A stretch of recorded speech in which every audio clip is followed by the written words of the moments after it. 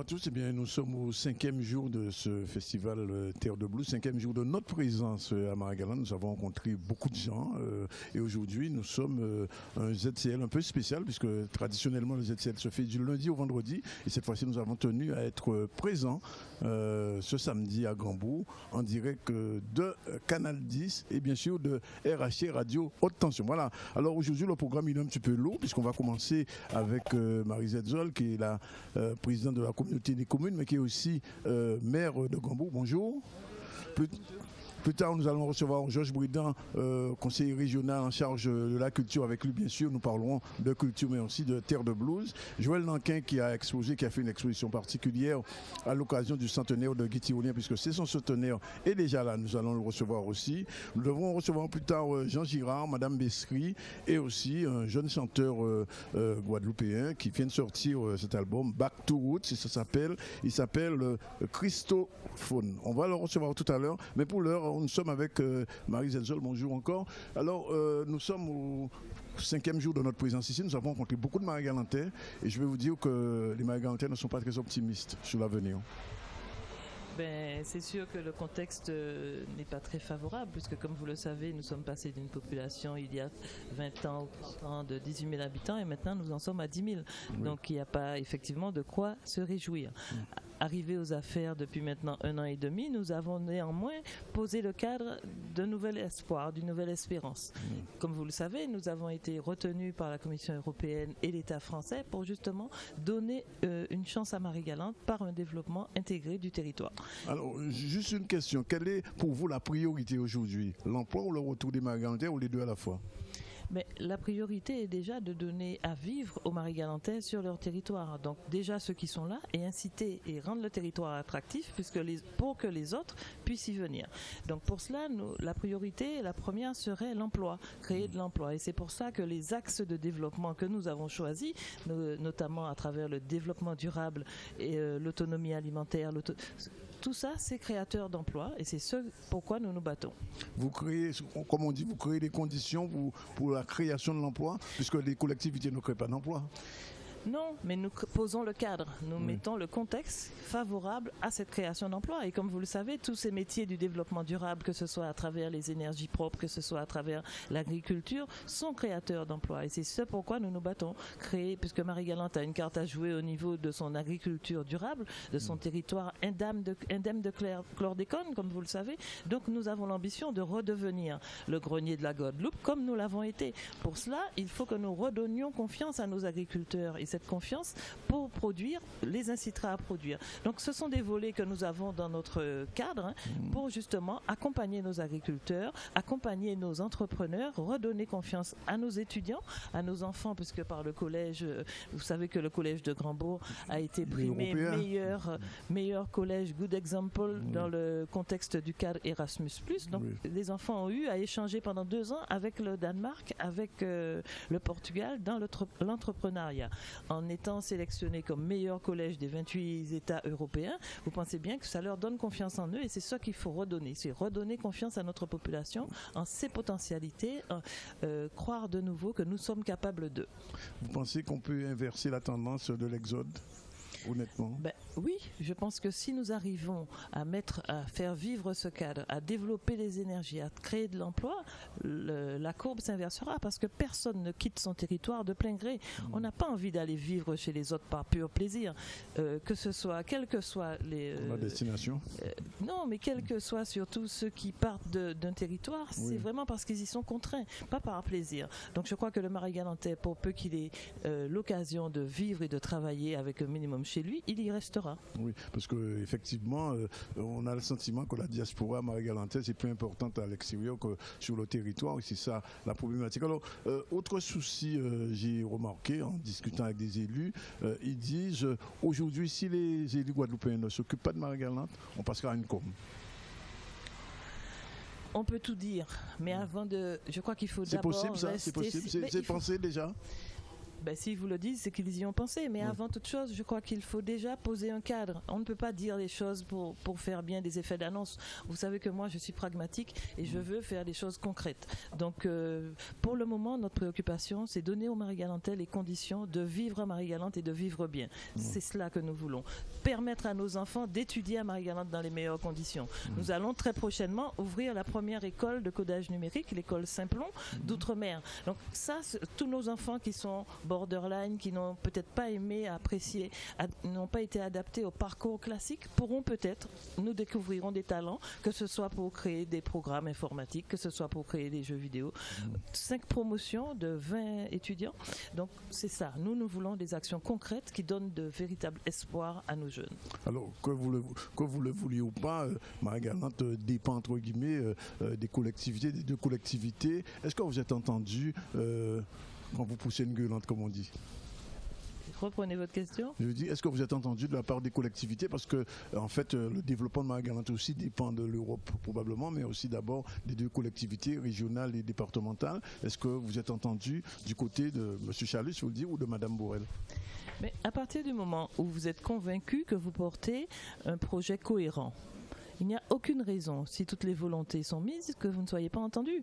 Donc on n'a pas toujours besoin de pousser une gueulante, comme vous disiez. On a simplement besoin d'avoir un projet cohérent, un projet qui ne souffre pas de contestation, à moins que le vis-à-vis soit tenu à d'autres contingences, mais qui ne sont pas la logique.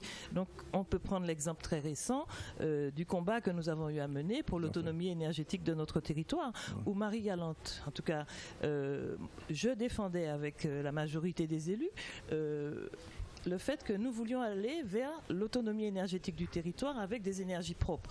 Et nous combattions l'importation sur notre territoire de près de 50 000 tonnes de bois à faire brûler toute l'année à Marie-Galante. Je crois que toute personne logique et cohérente le comprend. Sauf que si vous êtes tenu à d'autres contingences, des lobbies, vous êtes soumis à d'autres dictates, effectivement, même si vous le comprenez, vous ne pouvez peut-être pas le mettre en pratique. Donc je crois que nous, notre position, c'est d'avoir un projet de territoire intégré, un projet de territoire où l'homme marie-galantais est au centre de ce projet, et c'est cela qui est cohérent, c'est ce qui a du sens. Donc nous ne sommes pas là pour faire des coups, pour faire des actions ponctuelles, nous sommes là pour avoir une transversalité cohérente sur le territoire. Parce qu'en fait, sur ce combat que vous avez mené, on a eu le sentiment que l'État a voulu imposer un point de vue et puis mettre une pause, puisque Mme Ségolène Royal, dans l'ancien gouvernement, a souhaité d'attendre entre 6 mois et 18 mois. Vous considérez que c'est un combat que vous avez perdu ou que vous avez gagné? Alors, je considère simplement que même si effectivement je suis médecin, je ne peux pas traiter la schizophrénie de l'État. Et j'ai eu à le dire, que ce soit au ministre Ségolène Royal ou à Chalus ou à Mme Borel, je ne peux pas traiter tous les maux. L'État ne peut pas sélectionner notre projet de territoire comme projet pilote, reconnu par la Commission européenne, recommandé à toutes les îles de l'Europe comme étant le projet à suivre, et parallèlement de me demander de mettre en place la seule chose qui condamnerait ce projet. Donc, il y a une espèce de dichotomie au plus haut sommet de l'État qui, j'espère, va s'arrêter avec ce nouvel État, cette nouvelle gouvernance. Nous le verrons bien.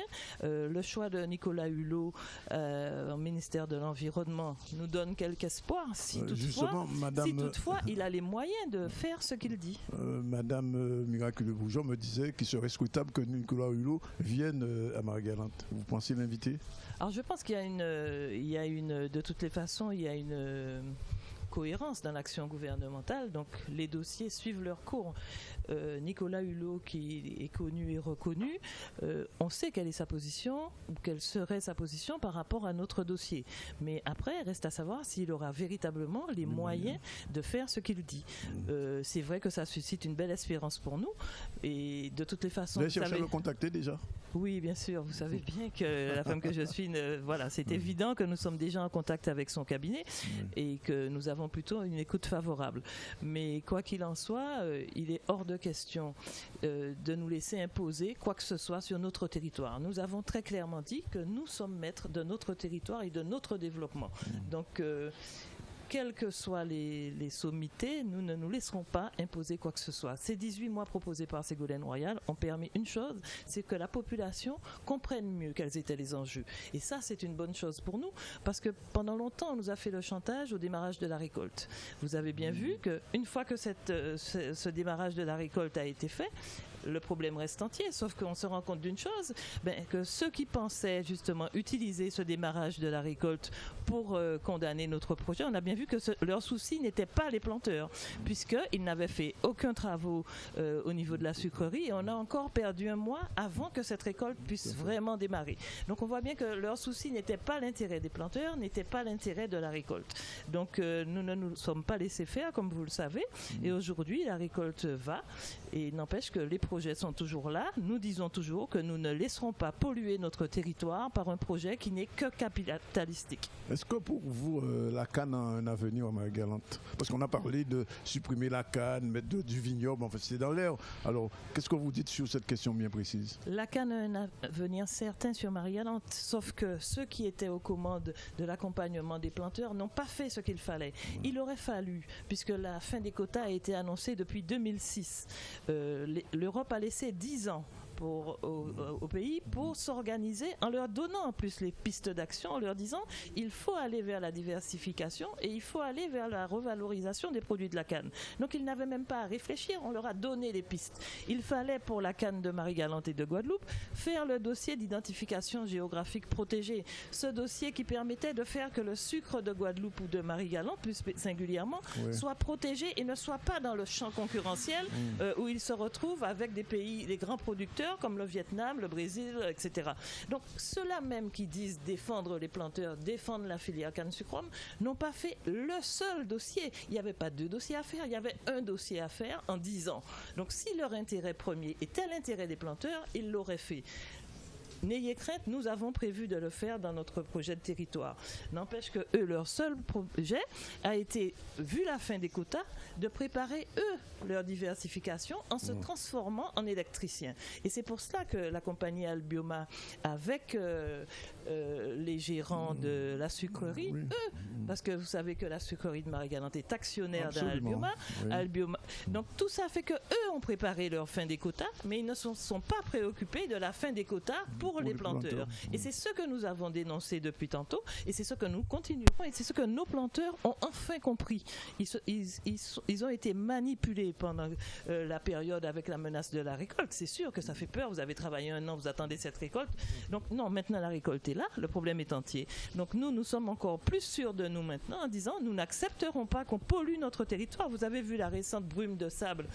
Marie-Galante, c'est un patient sur 2. Enfin, moi je vois, un patient sur 2 a des conjonctivites et tous les problèmes respiratoires. Quand on ajoutera à la brume de sable la suie liée à ce bois brûlé toute l'année, vous comprenez bien que non, je ne permettrai pas ça, que ce soit en tant que médecin, je ne permettrai pas que ça se fasse sur notre territoire, et en tant que responsable politique, je ne permettrai pas que ça se fasse, qu'on condamne le développement d'un territoire pour des intérêts particuliers d'une entreprise, en l'occurrence Albioma. Alors le planteur qui vous écoute en ce moment peut se dire rassuré, il y aura de la canne à Marie-Galante dans les 5 années à venir? Alors il faut savoir que notre projet de développement de territoire s'articule autour du devenir de la canne.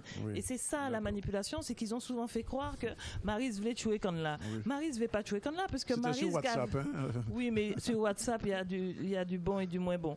Donc vous savez que Maryse justement ne vit que pour justement sauver sa population qui effectivement, face à tous ces lobbies où ils ne comprennent plus rien, se laissent manipuler parce que ceux-là même qui n'ont qu'un intérêt, ce sont les euros.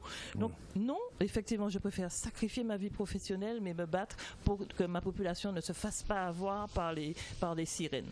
Donc là-dessus, la population peut être rassurée. Il y aura de la canne à Marie-Galante, sauf que le sucre sera protégé. Nous aurons des produits, la revalorisation des produits de la canne, la bagasse. Nous ferons de l'alimentation pour bétail. Nous ferons de l'engrais pour nos agriculteurs. Nous accompagnerons nos agriculteurs à faire une agriculture durable, une agriculture raisonnée et propre. Nous ferons de Marie-Galante un joyau propre qui se différenciera des autres îles de la Caraïbe. Alors une question plus personnelle et plus professionnelle. C'est vrai que votre clinique est menacée de fermeture? Ah bon? Je pose la question. Non mais Monsieur Danican, je crois que le travail premier d'un journaliste... pardon, Monsieur Zandronis, je crois que le travail premier d'un journaliste n'est pas que de raconter... C'est pas une rumeur. Hein, non, mais de raconter tout.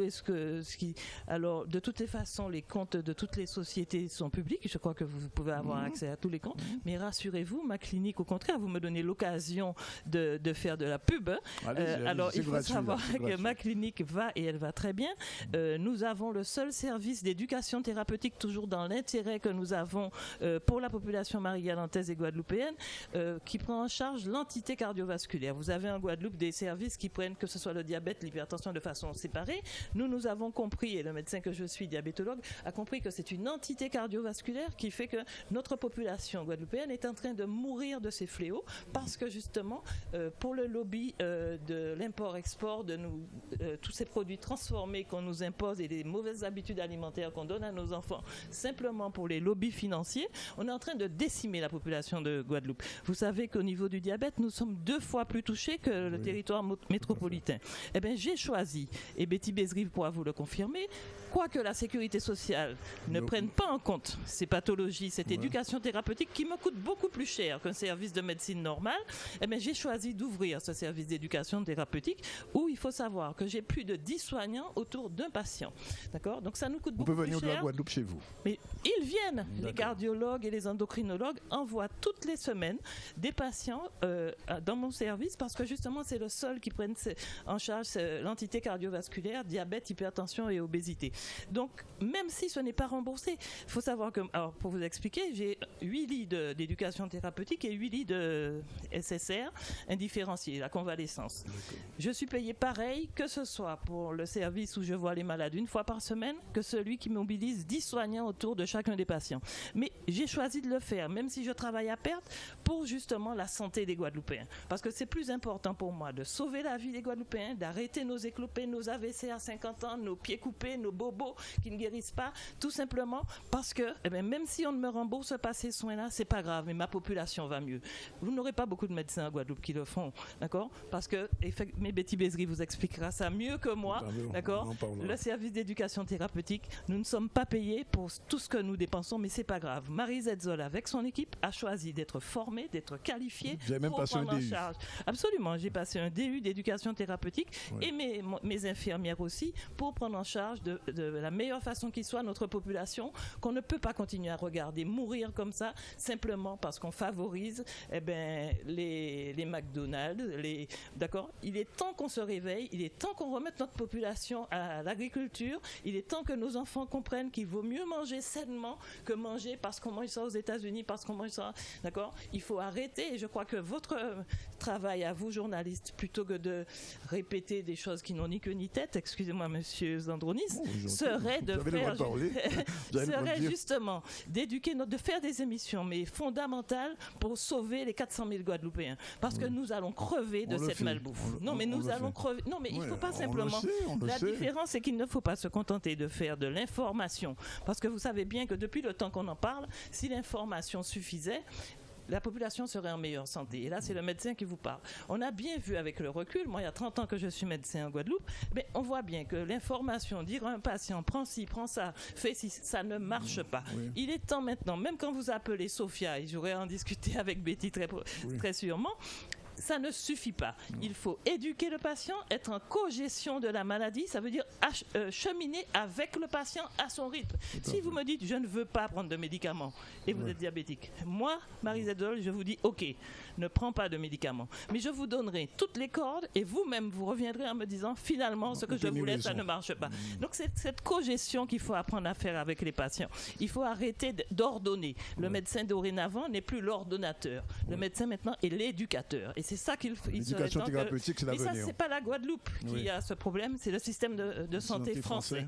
D'accord? Donc, il serait temps qu'on en prenne conscience, mais nous, à notre échelle, il serait temps que même si la France l'a pas encore mis en place, que nous prenions nos affaires en main. Nous ne sommes que 400 000. Alors, c'est pas tout à fait de votre compétence en tant que maire, puisqu'on va dire que déborder un peu, c'est la CCMJ. Vous savez qu'à côté de chez vous, à Cap-Esther, les pêcheurs ont un gros problème d'ensablement. visiblement, ça coûte trop cher au conseil départemental. Résultat, on leur a proposé de venir s'installer à Grandbourg. Bien évidemment, les pêcheurs de Cap-Esther ne souhaitent pas venir à Grandbourg puisqu'ils quitteraient leur lieu de résidence et aussi leur activité économique. Est-ce qu'il y a une solution pour ça? Je suis navrée de voir que vous ne prenez toujours qu'une face. Ah non, on les a vus. On revient de les voir, vous verrez le reportage tout à l'heure. Mais je suis complètement d'accord. Et si vous me laissez l'occasion de prendre ma casquette de conseiller départemental, vous comprendrez mieux. Effectivement, l'ensablement du port de Cap-Esther est fait par sa constitution même. Ils ont fait une digue, etc. Donc, il est prévu par le conseil départemental qu'on drague les 3 ports de l'île. Les 3 ports de l'île. Bien sûr, on ne peut pas draguer. Vous savez qu'il y a la loi sur l'eau. Il y a toutes sortes de contraintes administratives qui nous sont imposées par l'État français. Donc, nous avons l'obligation de suivre les procédures. Nous avons, le conseil départemental a proposé aux pêcheurs de Cap-Esther, en attendant que ces études soient finies et que les ports soient dragués, parce que ils ne vont pas déplacer un bateau pour draguer Cap-Esther sans études. Nous serions condamnables. Donc, ils ont proposé aux pêcheurs de Cap-Esther, en attendant, puisqu'ils disent qu'ils ne peuvent pas rentrer les bateaux, de rentrer leur bateau à Grandbourg. Mais il n'a jamais été question de partir définitivement de Cap-Esther. Sauf que dans l'immédiat, nous sommes contraints, s'ils ne peuvent pas rentrer, on leur proposait une solution alternative. Ils ne le veulent pas, c'est qu'ils peuvent les rentrer. Soi-disant, ils ne pouvaient pas les rentrer. Et quand la marée est basse, semble-t-il, on l'a vu tout à l'heure. Tout à fait, mais c'est pour cela que nous sommes tout à fait conscients au conseil départemental qu'il faille draguer les 3 ports. C'est urgent quand même. Mais c'est urgent, mais nous avons les procédures à suivre. Si nous étions, nous, en responsabilité, il faut savoir, c'est la Guadeloupe qui a refusé de prendre ses affaires en main. D'accord?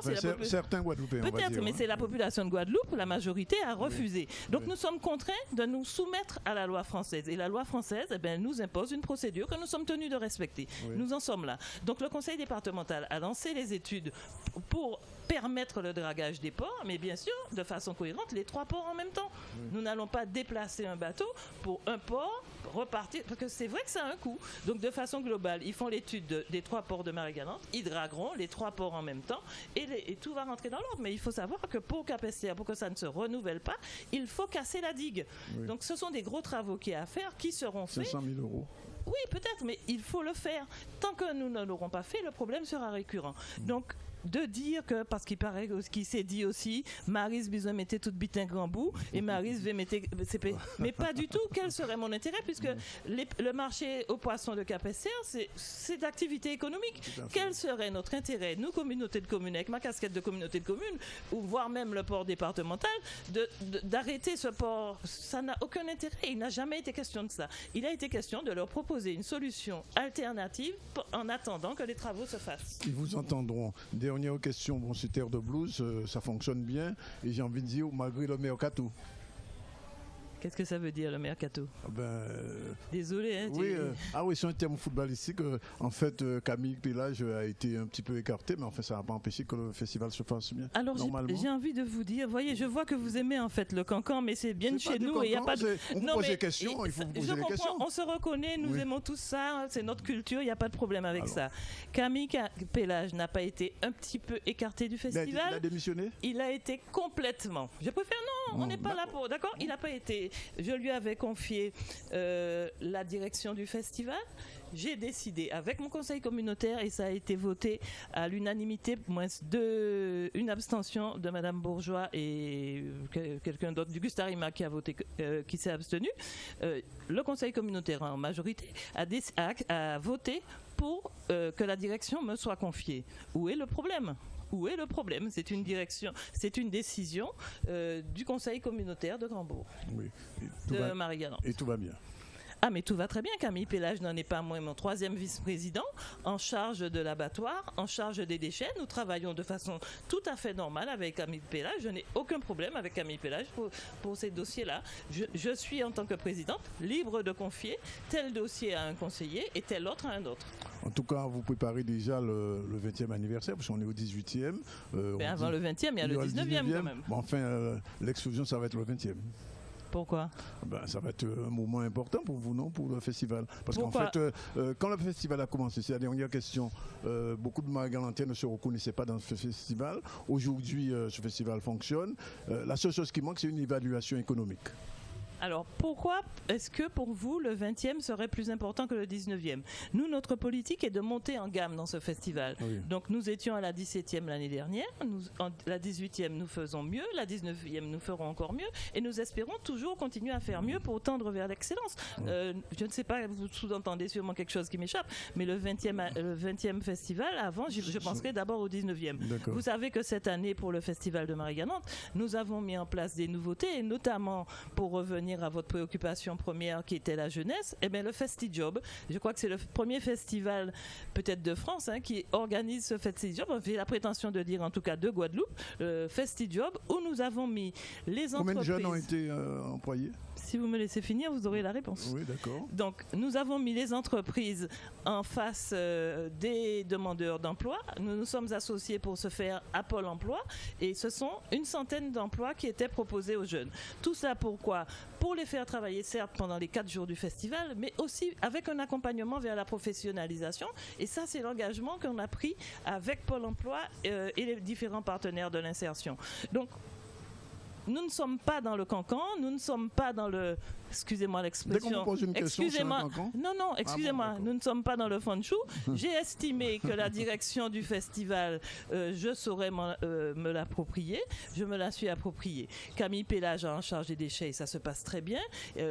Nous avons des problèmes au niveau de ce service. Nous mettons en œuvre ce qu'il faut. Pareil pour l'abattoir. Il a d'autres dossiers en charge et voilà, il n'y a pas de sujet là-dessus. D'accord ? Donc, le festival de Marie-Galante, nous espérons le faire monter en gamme d'année en année et avec tous nos partenaires, je pense que nous y arriverons et je crois que cette année vous donne l'occasion de voir qu'effectivement nous arrivons à améliorer. Nous avons, vous avez vu l'offre parce que nous avons un problème d'hébergement sur le territoire qui est patent.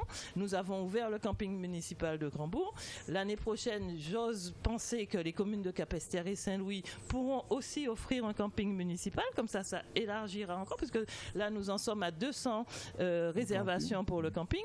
Donc je crois que c'est une offre qui correspond à certains festivaliers et c'est ainsi que de nouvelles idées surgiront. Nous attendons vos propositions s'il le faut et les propositions de tout un chacun pour améliorer notre festival qui, je vous le rappelle, est l'affaire de tous. Vous avez vu combien les Marie-Galantais se sont appropriés ce festival puisque la multiplication, la multiplicité des afters, il y a des before, il y a même des before. Oui, c'est vous dire combien le Marie-Galantais a enfin compris que le festival est d'abord son festival pour rendre l'île attractive. Un jour, l'évaluation sera faite économiquement? Eh bien, vous aurez la primeur, puisque hier, je discutais avec un cabinet qui se charge de nous faire cette évaluation. Donc, n'ayez crainte, vous aurez les résultats au prochain festival. Merci Marie-Jette Zoll en direct du ZCL. On va tout de suite revenir sur Capesterre, où ce matin, nous étions avec les pêcheurs mécontents. On va justement voir de quoi il s'agit. La question, non, pas tout de suite. Pas tout de suite. Alors, je croyais que le reportage sur les pêcheurs était prêt, donc il n'est pas prêt. Donc on va recevoir Monsieur Bridan, ou alors prendre la page pub d'abord. Je crois qu'il s'agit d'abord de la page pub, puisque nous avons une page pub à 7h, il est pratiquement 13h dans le ZCL.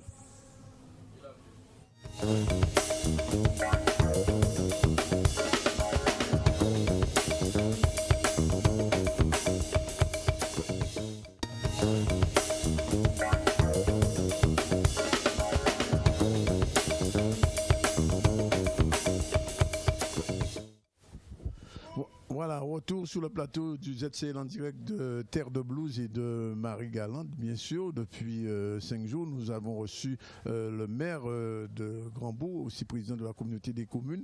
Le reportage sur les pêcheurs de Marie-Galante, ce sera tout à l'heure. Mais pour l'instant, nous recevons un artiste qui a été parrain de ce festival. Je vais parler de Joël Nankin, qui est plasticien et qui a créé, pour l'occasion c'est le centenaire de Guy Tyrolien, une exposition. Joël Nankin, bonjour. Alors ce credo, expliquez-moi ça y est, nous voyons ces images pendant qu'on va parler. Voilà, le credo c'est Tita en recueil de poèmes à Guy Tyrolien. Oui. Donc comme moi-même ni credo moi aussi, moi aussi mon credo poche qu'on dit Tyrolien, donc en fond lianage. Alors, où j'avais une parrain à festival là, je là où on fait une exposition particulière pour Guy Tyrolien et en même temps nous voyons hier ces petits monde des petits monde d'école où tu as fait, je crois que c'est un grand butin, un happening, mais on travaille en live avec ces petits monde là, c'est la peinture qui ont quoi positionné dans tout ça. Alors déjà, excusez-moi de dire aussi que l'exposition là, ça, en café, il y avait Anaïs Verspan. Tout à fait. Quand invité à exposer avec moi. Ok. Mais c'est toujours dans même l'esprit là, parce que quand on parle d'Anaïs Verspan, on a toujours le souci des générations, des jeunes, la transmission. Oui. Et quand on a dit hier, si moi on comprend un certain nombre d'idées dans l'art, dans le pays, dans le sens du pays, c'est par rapport à Tyrolien, par rapport à des mondes comme ça qui avant moi porté réflexion. Donc nous fait sillon là. Voilà. Et c'est pour ces monde là aussi, en union politique dans l'atelier en moi-même, de recevoir au maximum de monde en nous et d'animer des ateliers dans l'école de quoi créer moi. Parce que si nous pas fait ça, l'éducation nationale ni un grand problème à ça. C'est-à-dire que c'est monde là dans l'école fermée. L'école là pas ouvert si pays là. C'est-à-dire que en cas fait la réflexion que nous habitons espace mais nous pas habiter lieu là. C'est-à-dire faut nous habiter pays là. Et pour habiter pays là, faut planter pays là dans histoire, dans culture, dans peinture, dans musique, dans littérature, dans tout ça qui dit. Et donc, c'est pour ça que nous voulons avec ces teams-là. Alors, atelier là, on fait la série du temps, on travaille en amont, puis c'est longtemps que vous commencez à travailler. Oui, ni un mois, c'est-à-dire qu'on a monté chaque semaine, fait des ateliers avec eux, et petit à petit, bon. Parce que c'est des petits monde quand même à CE1, donc si on à l'école primaire, ça n'a pas toujours évident. S'ouvrir au niveau poésie, mais nous arrivons quand même à faire un travail parce que en tout cas ce qui est là que moi ça qui fait moins plaisir c'est qu'elle en partie dernier jour là il a récité Guy Tyrolien. Oui, alors et ça c'est extraordinaire. Alors Joël Lonquin c'est véritablement un problème puisque figure qu'on rencontre des gens qui pas connaissent Guy Tyrolien. Mais c'est pour ça regardez là on commence à faire exposition là si à dans premier temps camarade Capester camarade poète Capester non, patriote Capester et Guadeloupe.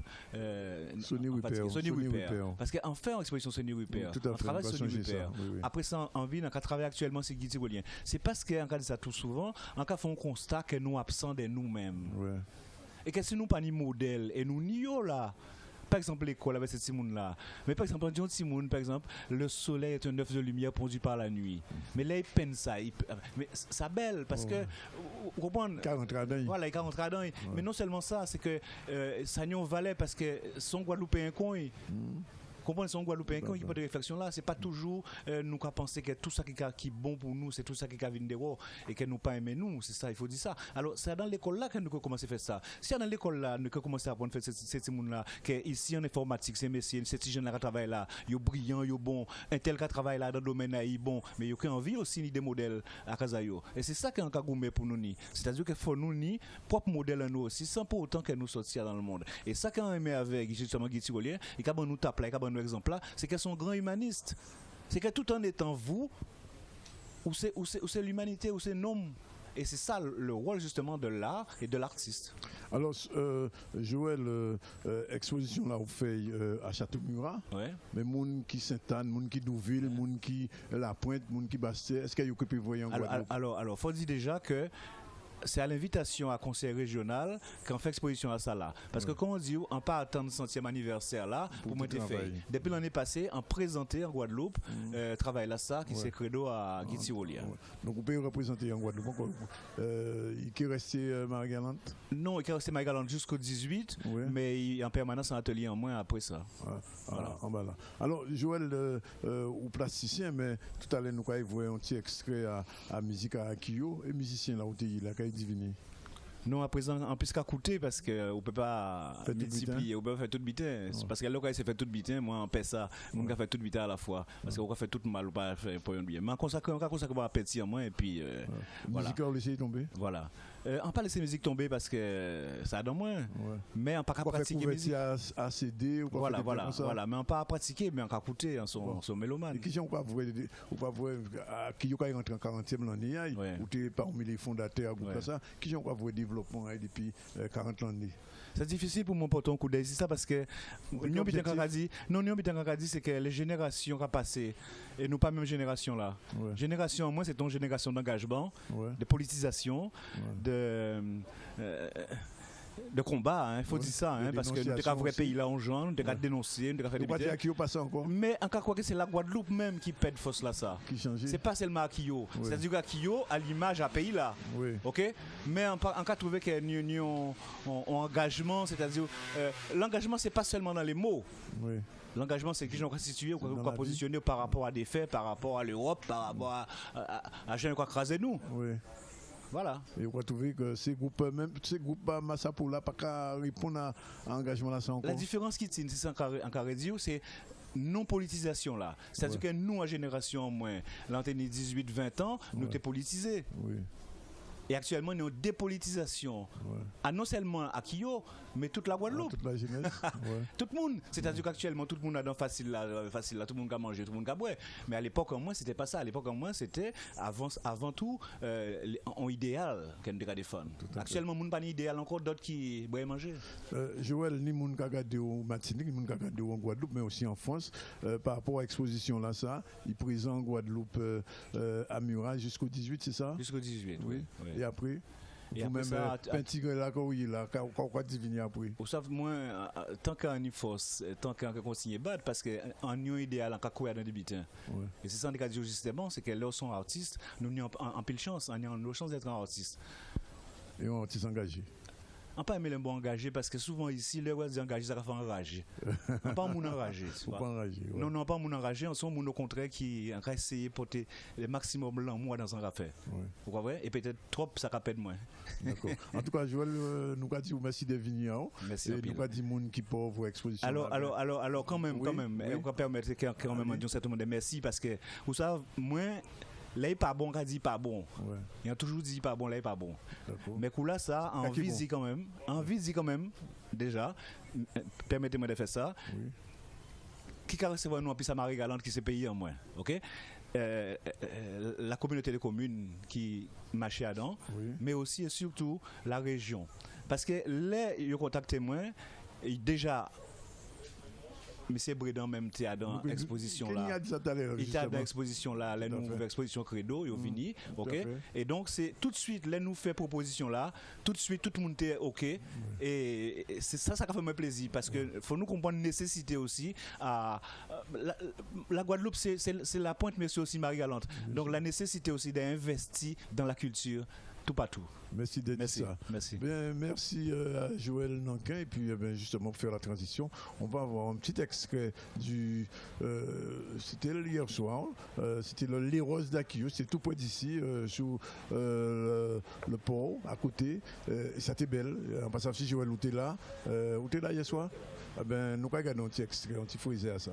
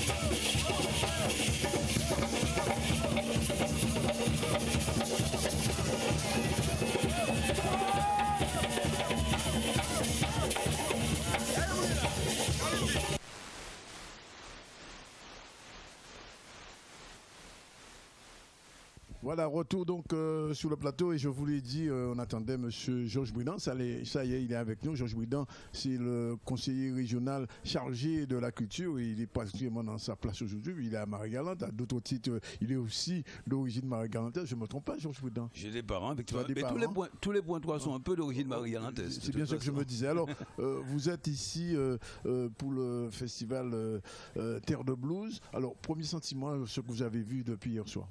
Bien, un sentiment de fierté, de voir effectivement que l'archipel guadeloupéen peut offrir une manifestation de ce niveau-là. C'est quand même pour nous très gratifiant, très, très positif.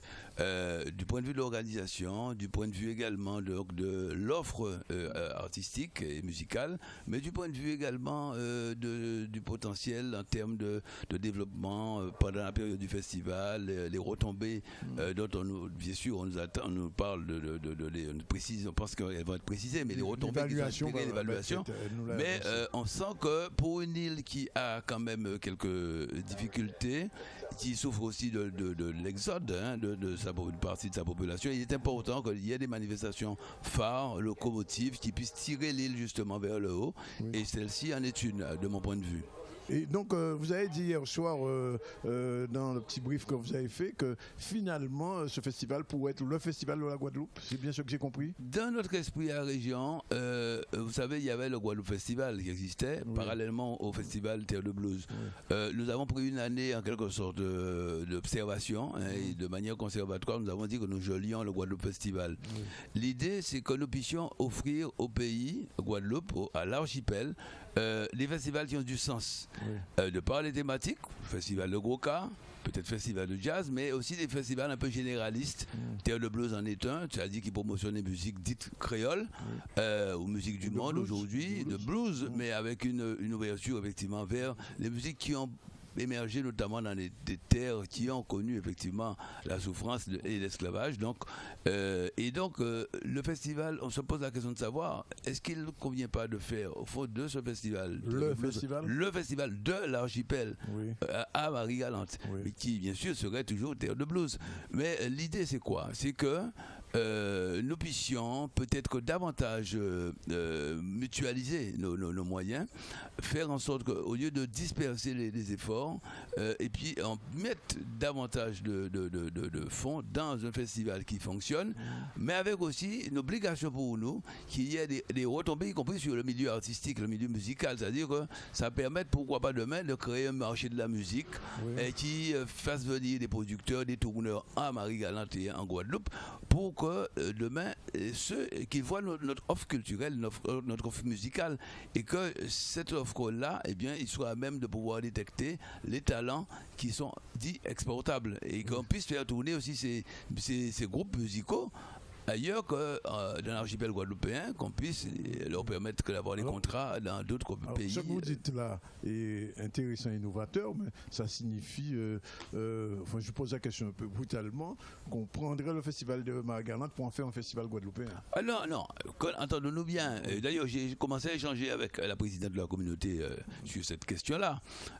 C'est le festival de Marie-Galante. Géographiquement. Mais géographiquement. Oui. Mais dans l'esprit, il faut que, dans la mesure où la collectivité régionale s'implique et renonce à faire un autre festival, il renoncerait, parce que rien n'est bien sûr définitivement réglé, mais si elle renonce à faire ce festival sur, je dirais, l'île continent, qui est la Guadeloupe, bien évidemment, il faut qu'il y ait aussi une visibilité de ce festival et des retombées, je dirais, pour tout l'archipel. Oui. C'est pourquoi je parle, moi, du festival de l'archipel. D'accord. L'archipel c'est autre chose, là. À Marie-Galante. Mais c'est tout ce qui est en débat. Hein. Je vous dis, moi, mon point de vue, ma vision des choses au moment où nous parlons, la chose n'est pas réglée, pas tranchée. Elle supporte le débat. Parce vous savez qu'il y a eu une tentative de faire un festival je sais bien au Moule, qui bien sûr, qui n'a pas survécu. Et il ne s'agit absolument pas de voler, entre guillemets, à Marie-Galante son festival. Mais Marie-Galante, que je sache, fait partie de l'archipel, de la Guadeloupe. Donc il faut bien que le festival soit localisé. Et celui-ci a une âme déjà, une identité, un ancrage, il a chouqué ici. Donc on ne voit pas pourquoi on le délocaliserait. Vous avez pu vous rendre compte que quand vous faites un festival, vous avez deux solutions. Soit vous le faites dans un lieu, et il a une identité, il a une âme, il est enraciné dans un terroir. Soit vous le faites itinérant. Et généralement, souvent ça marche pas. Donc voilà, pour tout dire, les hommes en être intelligents et profondément guadeloupéens, eh bien, nous saurons trouver la bonne formule. Alors, autre chose, aux gens qui disent que c'est trop d'argent pour un festival, 300 ou 400 000 350 000 euros. Vous leur dites quoi? Oui. Eh bien non, ce n'est pas trop d'argent. Sur un budget de 600 000 euros, nous estimons que Marie-Galante et la Guadeloupe méritent largement cela. Oui. Je vous fais remarquer que le Guadeloupe Festival, c'est 1,3 million. Tout à fait. Donc, il n'y a pas photo. Oui. Et puis, quand on voit les retombées, justement, même si elles ne sont pas encore connues de manière précise, chiffrée aujourd'hui pour Marie-Galante, et pour la Guadeloupe, également tout l'archipel, on peut dire que ce n'est pas trop d'argent, parce que c'est pas simplement, c'est bien sûr des cachets qui sont redistribués à des musiciens guadeloupéens aussi, hein, pas que des musiciens étrangers, des musiciens guadeloupéens qui vivent quand même, qui ont besoin de vivre de leur art. C'est de l'argent qui est retombé également pour les agents économiques de l'île de Marie-Galante, pour les gîteurs, pour les restaurateurs, pour les loueurs de voitures. Bref, pendant 4 jours, 5 jours, bon, je pense que l'île de Marie-Galante le mérite bien, elle qui a justement tant souffert de tous les problèmes que nous avons. Alors, d'une manière générale, maintenant, on va un peu s'écarter de Marie-Galante. Il y a eu dernièrement l'association des écrivains de la Caraïbe. Vous êtes pratiquement sur tous les fronts en matière culturelle en ce moment. Alors, si vous parlez, vous personnalisez, oui. Le cinéma aussi. Je pense que la culture, et vous pensez bien que je suis absolument convaincu de cela, est absolument vecteur de développement, et pour le développement économique, mais aussi la culture, un pays, une société a besoin, il faut profondément de culture pour, et c'est la nôtre peut-être plus qu'une autre qu'encore, société, de par notre histoire singulière et de par le fait que nous avons besoin déjà de consolider nos racines tout en nous ouvrant quand même sur le monde. Et tous les arts doivent être visités de manière intelligente, de manière positive, à la fois avec cette préoccupation-là, c'est-à-dire nous permettre d'être nous-mêmes, de savoir nous questionner et de mieux nous connaître, mais aussi permettre à ceux qui investissent ces champs-là, eh bien, de pouvoir demain vivre de leur art le plus possible. Donc c'est dans cet esprit que nous soutenons fortement le cinéma et l'audiovisuel, à travers bien sûr les festivals, mais à travers des aides aussi aux producteurs et ceux qui écrivent des scénarios, mais que nous soutenons également bien sûr les écrivains, les créateurs d'une manière plus générale. Et le Congrès des écrivains de la Caraïbe est une des manifestations phares effectivement et qui permet d'aider ces créateurs, ces auteurs. Nous soutenons également bien sûr les arts plastiques, que nous l'avons démontré entre autres à travers la manifestation d'hier où nous avons effectivement soutenu l'exposition de Joël Nankin. Absolument, non mais c'est vrai parce que, mais par-delà, un vernissage, une aide à telle ou telle exposition, nous voulons à travers cela aussi aider au développement du goût esthétique des Guadeloupéens, c'est-à-dire faire en sorte qu'ils s'approprient les différents champs de l'art et que ça ne devienne pas une affaire réservée à une élite, mais que la société guadeloupéenne tout entière puisse investir l'art, investir la culture, parce que ça participe aussi à son épanouissement, ça participe aussi à la cohésion d'une société que de faire une société justement communier à travers l'art. Dernière question sur votre agenda culturel. Le prochain rendez-vous, c'est quoi? Eh bien, nous avons le rendez-vous déjà de l'hommage à Amédée, pas Amédée, mais à Jacques Amédée Merland, qui, comme vous le savez, est professeur d'histoire et qui a été président de la Société d'histoire de la Guadeloupe et également de l'université de West Indies. Et puis, nous avons aussi la présentation de la réédition du recueil Balle d'Or en beau livre avec l'illustration des peintures de Joël Nankin précisément extraites du recueil de l'exposition Credo. Et nous allons donc faire soit avant la fin de l'année scolaire, c'est-à-dire avant les vacances dites des grandes vacances, soit à la rentrée de septembre. Mais nous tenons à ce que l'année tyrolienne soit donc bien marquée aussi avec cette réédition que nous avons décidé au niveau régional. Donc c'est notamment le prochain rendez-vous. Merci Georges Bouidan en direct donc du ZCL. Nous allons tout de suite revenir sur Cap Esther où où nous avons rencontré ce matin des pêcheurs. Ils nous exprimaient leurs problématiques. C'est tout de suite un reportage avec Charlie Dagonia. Le problème à nous aujourd'hui là, c'est le problème ensablement là, qui tient là. En bien compte passage à dans port capacité venir visiter pour là avec nous dans la mesure que nous ni problème ensablement là et c'est un gros problème pour marin pêcheur. Surtout rentrer et sortir à yo pas clair parce que ou quand sortir peut-être bon matin là on vient entrer peut-être dans les dizaines de millions ou obligé descendre dans le bateau là et pour pousser pour mettre les mouniaï. Alors pour moi personnellement c'est pas une situation qui catholique pour vivre dans le métier. Et métier là ça c'est un métier moins qui a dit qui a nuit en population, qui a économie qui a fait tourner. Alors si je dis là que pratiquement dans et les commissions à niveau commission départementale qui a dit si nous ne pouvons pas travailler aujourd'hui à côté site, vous descendre grand bout, moi je dis c'est de respecter ces gens qui ont dans ce métier là, c'est de respecter la population qui a pesté. Parce que ça ça pas normal. Ça pas normal et si véritablement aujourd'hui là c'est pour nous descendre grand bout, nous que lever gaouler, nous que faire ça qu'il y a fait et nous que tonne et vrai ça nous que fait. Au contraire, pas marin pêcheur, mais le problème là, qui interpelle moins parce qu'en sont capestérien. On vivre en Guadeloupe, mais tous les week-ends moi ici. Et premier côté, on a 26e, c'est là, avec ces marins pêcheurs là. C'est l'enfant du pays parce qu'en fait en bout là. Alors ça interpelle moins et moi écrit des vraies situations à port à Capesté. Alors en vrai, ils ont passé ça à la télé, tout le butin, mais ça, dans le monde, pour nous avoir un problème, ni en côté, son seule solution qui est, c'est agir par la force.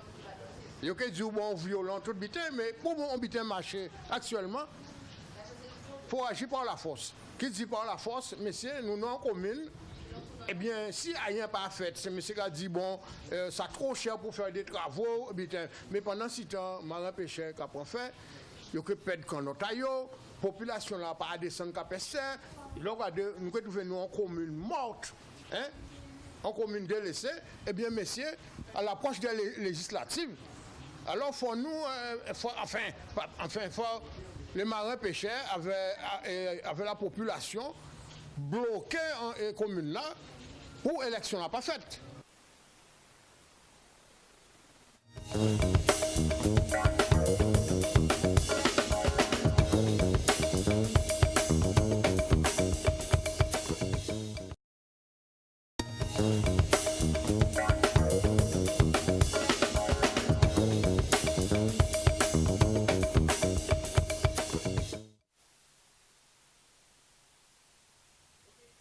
C'est bon? Ben ça y est, retour donc sur le plateau du ZCL et je donne la liste puisqu'on va encore recevoir des gens. On va recevoir Jean Girard avec notre consoeur Marie-France Goujo-Etna. Ensuite, Biti Bessri sera reçu par notre amie Jocelyne qui est là. Et nous avons cet artiste, je l'ai dit tout à l'heure, qui est là depuis 1 heure. Il nous attend. Il sera ce soir en prestation. C'est un showcase, comme on dit. Back to Wood, c'est le nom du groupe. Et c'est Christon qui sera avec nous tout à l'heure. Pour l'instant, on va parler un petit peu politique avec, j'ai envie de dire, un ancien de la politique maragalantaise. Il nous dira tout à l'heure s'il est toujours actif. Jean Girard, bonjour. Bonjour. Et même au-delà, parce qu'on vous voit en France en ce moment. Et à Martinique et en Guyane. Bonjour au monde alors. Oh, bonjour au monde, voilà. Marie-France Goujo-Etna, bonjour. Oui, bonjour. On va recevoir Jean Girard, et comme d'habitude dans notre émission, portrait tout de suite de Jean Girard.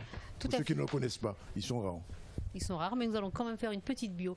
Alors, Jean Girard, vous êtes né à Grand-Bourg-de-Marie-Galante en 1947. Vous faites vos études à Pointe-à-Pitre avant de partir outre-Atlantique pour faire l'école des animateurs culturels.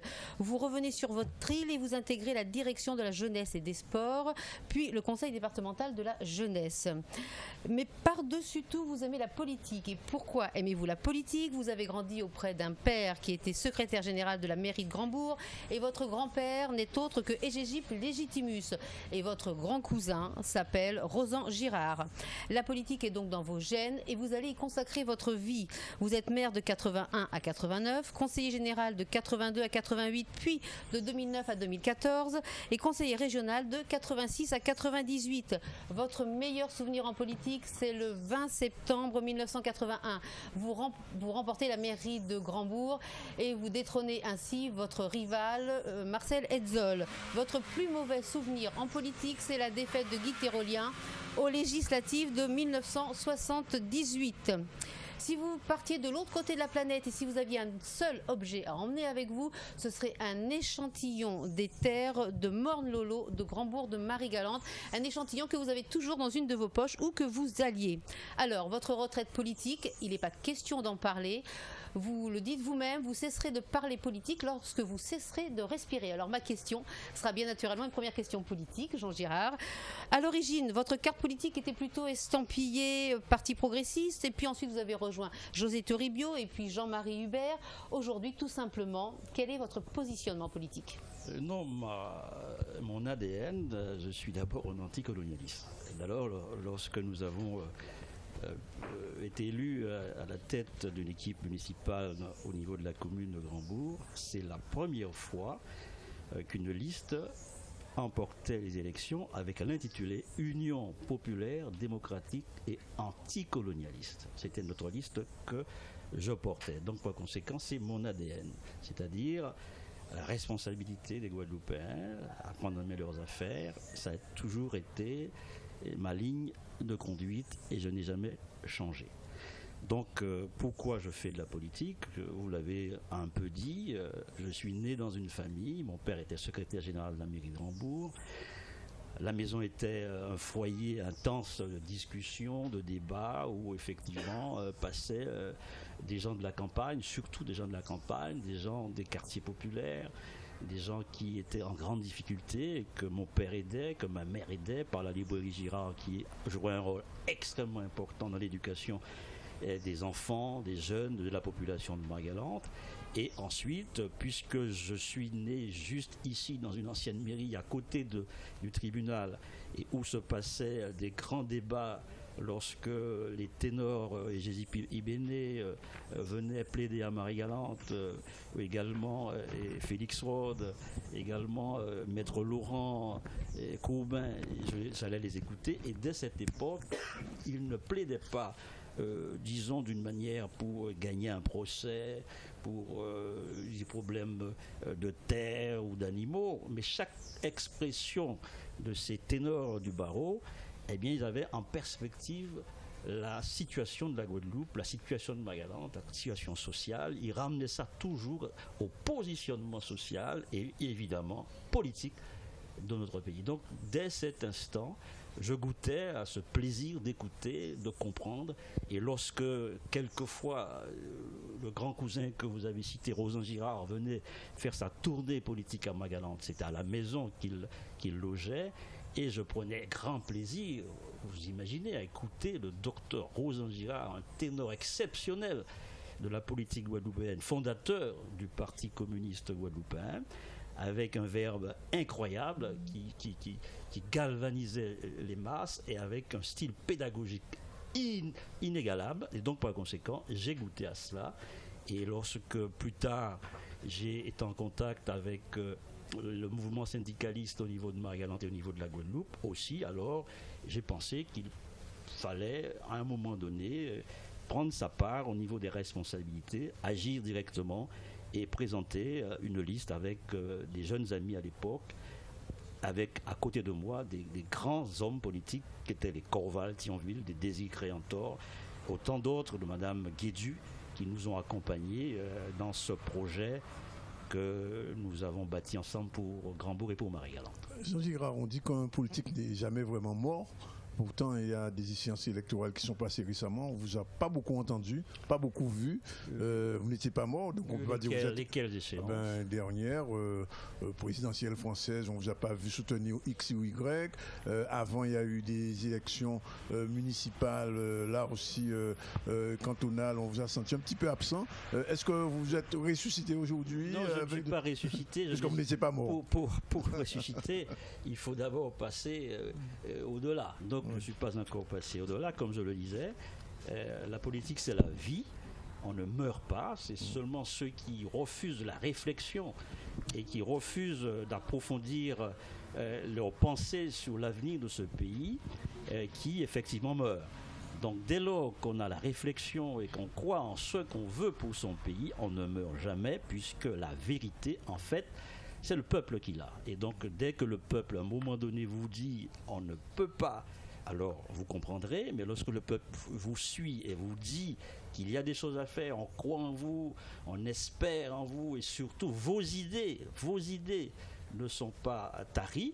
Et d'ailleurs, Danick Xandounis, vous le savez, ainsi que madame, les grandes idées que j'ai eu l'occasion de débattre, l'avenir de la Guadeloupe, l'appel de Monlolo concernant la redistribution des cartes politiques au niveau de la Guadeloupe, le positionnement sur la nécessité d'un nouveau statut pour la Guadeloupe dès 1984, nous l'avons annoncé. Par conséquent, je pense que les idées sont là, ce que j'ai dit et ce que j'ai fait plaident pour toujours un avenir.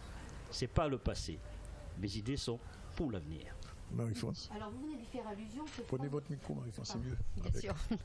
Alors ce fameux appel du Morne-Lolo, c'était une sorte d'union sacrée entre les partis politiques. Ça avait été à l'époque favorablement entendu par tous. Pourquoi est-ce que finalement ça n'a pas abouti? Eh bien c'est parce que simplement nous sommes en Guadeloupe et c'est ça la grande tristesse. Et la Guadeloupe, c'est un enfant qui ne cesse pas d'être en retard sur ce qu'on vient de faire. Donc lorsque j'ai lancé cet appel, ne l'oublions jamais, il y avait un certain nombre d'événements qui s'étaient déroulés en Guadeloupe, il y avait l'affaire Faisan, il y avait tant de choses bien avant. Il y avait également la revendication de l'autonomie du Parti communiste. Il y avait des grands forums qui étaient organisés pour pouvoir basculer sur un projet politique guadeloupéen. Et il y avait un débat intense, déjà, bien avant, il y avait ce grand débat entre le Parti communiste, avec le mouvement nationaliste, la scission du Parti communiste, également l'avènement de l'UPLG, autant de chocs qui se faisaient. Et en tant qu'élu, je le rappelle, j'étais élu de la liste d'Union populaire démocratique et anticolonialiste. J'ai pris l'initiative de lancer cet appel pour une nouvelle voie, qui n'était pas la voie de l'indépendance, qui n'était pas la voie de la rupture, qui était la voie de la responsabilité. Du reste, c'est cette voie de responsabilité que Guy Tyrolien, lorsque j'ai dit que la grande peine que j'ai eue, c'est l'échec de Guy Tyrolien en mars 1978, qui parlait déjà de la dignité du peuple guadeloupéen. Et pour l'avènement d'un statut nouveau, je l'ai repris à mon propre compte, puisque nous étions ensemble à cette époque, quand nous avons mené le grand combat autour de Guy Tyrolien pour les élections législatives. J'ai repris à mon compte cette initiative pour un statut nouveau pour la Guadeloupe, qui n'était pas l'indépendance, qui n'était même pas également un statut, disons, d'autonomie, mais c'était une rupture. À l'époque, j'ai signifié que nous pouvions être à l'exemple de ce qui se faisait au Québec, un statut d'État associé, je l'ai évoqué, mais malheureusement, la situation politique de notre pays, les antagonismes entre les différents courants politiques et également la soif de pouvoir des uns et des autres ont troublé cette opération et nous n'avons pas réussi. Et plus tard, Madame Chevry et Karam et Chamin et au niveau de la Martinique ont lancé l'appel de Basse-Terre. Mais cet appel, je le répète, je le rappelle, nous l'avions lancé bien avant, le 21 juillet 1985. Alors, Jean Girard, on va venir à la situation actuelle de Marie-Galante, puisque vous avez été maire, élu, vous connaissez bien ce qui se passe. Alors, j'ai déjà eu l'occasion de rencontrer beaucoup d'élus qui me disent la même chose. Le pays se dépeuple. Un problème de transfert de population. Pour certains, c'est irréversible. Pour d'autres, il y a encore une solution. Madame Hetzel vient de le dire, il suffit de relancer des investisseurs, etc., avec un plan de développement. Est-ce que Marie-Galante, sur le prochain Saint-Martin, où il y aura les Marie-Galantais seront minoritaires chez eux? Je ne sais pas si demain les Marie-Galantais seront minoritaires à Marie-Galante, mais je pense que depuis maintenant plus de 30 ans, nous répétons la même chose. Si effectivement le pays ne prend pas une direction, du reste, encore une fois, nous l'avions signifié dans tous les projets que nous avions initiés, la responsabilité, faire en sorte que les Guadeloupéens puissent produire au niveau de la Guadeloupe, au niveau de Marie-Galante singulièrement, entre autres, faire en sorte que la seule unité sucrière que nous avons encore, 2 en Guadeloupe et 1 à Marie-Galante, l'usine de Grand-Anse, puisse perdurer. Mon combat aujourd'hui, c'est précisément ne pas perdre l'usine de Marie-Galante, faire en sorte de trouver des éléments consensuels pour que ce débat que nous avons depuis quelque temps ne puisse pas gâcher effectivement l'avenir de l'industrie sucrière, du sucre, de la canne et de l'homme marie-galantais, car nous sommes effectivement attachés à cette terre. Nous avons un ADN au niveau de la canne et que par conséquent, on doit tout faire pour préserver cet outil industriel, trouver le consensus minimum pour que nous puissions y parvenir. Et je pense que pour pouvoir faire en sorte de stopper cette espèce d'exode, il faut d'abord commencer par sauver ce que nous avons. Sauvons l'usine de Marie-Galante et à partir de ce moment-là, nous verrons. Mais ce que nous demandons d'abord, c'est que nous puissions sur place faire en sorte de dynamiser, n'est-ce pas, le secteur agricole. Malheureusement, nous avons perdu la maison familiale rurale de Pirogue qui jouait un rôle fondamental au niveau de la structuration de l'économie agricole de l'île de Marie-Galante. Malheureusement, les élus à l'époque n'ont pas suivi, les élus n'ont pas eu la présence d'esprit de se battre pour sauvegarder cet outil-là qui structurait, n'est-ce pas, et le secteur cannier, le secteur agricole, le secteur de l'élevage, et ouvrait des perspectives pour une jeunesse qui puisse, cette jeunesse-là ne puisse pas voir uniquement des aspects nouveaux, ce qu'on appelle maintenant la nouvelle économie. Mais la belle économie, c'est mettre la main à la terre, faire sortir de la terre les produits de ceux que nous devons manger avant de faire venir de l'autre côté, de très loin, les produits que nous consommons aujourd'hui. 13h49, dernière question pour Marie-France Goujoetna à l'attention de Jean Girard. On va terminer là-dessus puisque nous devons recevoir, je le rappelle, Betty Bisky, mais aussi ce chanteur dont je vous ai parlé tout à l'heure, Christon avec Back to Root, et aussi conclure avec une page culturelle avec Martine. Alors donc cette dernière question. Alors c'est une question non tout à fait d'actualité dans la poursuite de ce que vous avez dit. En fait, aujourd'hui à Marie-Galante, il y a comme un certain nombre d'associations qui se sont créées pour la réinsertion des jeunes, notamment avec l'ouverture de restaurants, avec l'ouverture de la seule ressourcerie que nous avons en Guadeloupe. Ça veut dire quand même que même si la maison familiale et rurale, vous n'avez pas pu la sauver, aujourd'hui il y a quand même des initiatives pour la jeunesse marie-galantaise. Non, je ne dis pas qu'il n'y a rien. Là, je serai le dernier à critiquer d'une manière inutile. Je ne critique jamais inutilement. Je dis simplement, il faut constater que nous avons eu, on a été gâtés. On ne peut pas dire qu'on n'a pas été gâtés. Ces derniers temps, nous avons eu un député européen, nous avons eu un sénateur, nous avons eu les 3 maires de Marie-Galante étaient unanimes dans une communauté de communes. La première d'ailleurs. D'accord. Et puis malheureusement, la situation n'a pas bougé dans l'intérêt des Marie-Galantais. Ça a peut-être bougé dans l'intérêt de beaucoup d'autres personnes qui prospèrent, qui agissent, qui construisent, heureusement. Mais ce que je voudrais dire, notamment en ce qui concerne le secteur du bâtiment actuellement, il y a une croissance incontestable au niveau des réalisations qui se font en Marie-Galante, mais malheureusement, la plupart des matériaux de construction viennent de l'autre côté et c'est à peine 15-20%, n'est-ce pas, des matériaux qui sont pris sur Marie-Galante. Donc je pense que dans tous les secteurs d'activité de Marie-Galante, ça coince. Et malheureusement, encore une fois, nous avons eu cette chance énorme, un député européen, un sénateur, des vice-présidents du conseil régional et régional, des présidents de la commission des îles du Sud, et malheureusement, nous n'avons pas bougé. Donc c'est en cela que je dis que nous avons péché. Merci en tout cas. Je voudrais quand même, puisque nous sommes à la période où on consacre, j'ai beaucoup parlé de Guy Tyrolien, je voudrais terminer en lisant quelques extraits d'Adieu Foulard. Oui. Adieu Foulard. Ah oui, Adieu Foulard. Les extraits. Nous obligerons les fleurs du flamboyant à livrer au cyclone son message de feu. Et dans la paix bleutrée des orbes caraïbes, nos volcans réveillés cracheront des mots de soufre.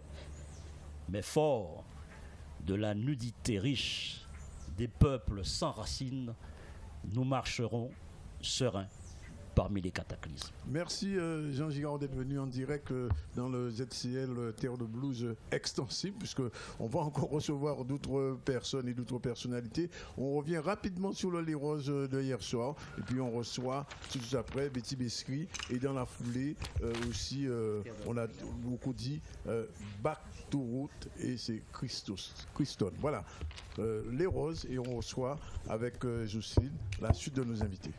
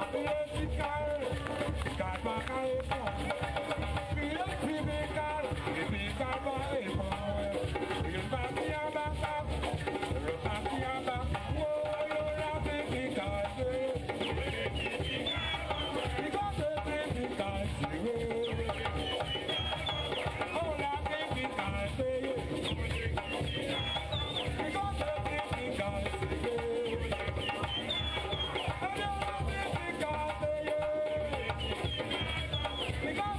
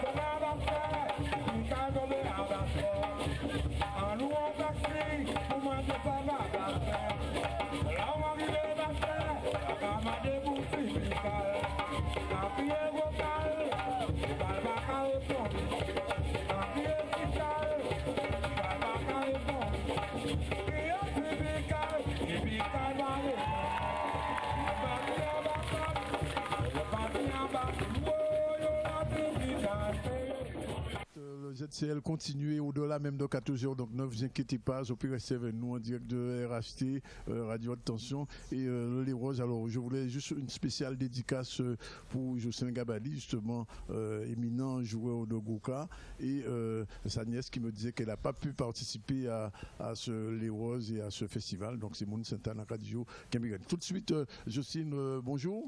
Bonjour Danick, bonjour retour. Téléspectateurs et auditeurs de RHT, bien sûr. Mais aujourd'hui, j'ai la joie et le plaisir de présenter Betty Bessry, une femme flamboyante de cœur, de passion aussi, qui est présidente de l'association Ambition Marie-Galante. Donc Betty. Bonjour. Bonjour. Hein.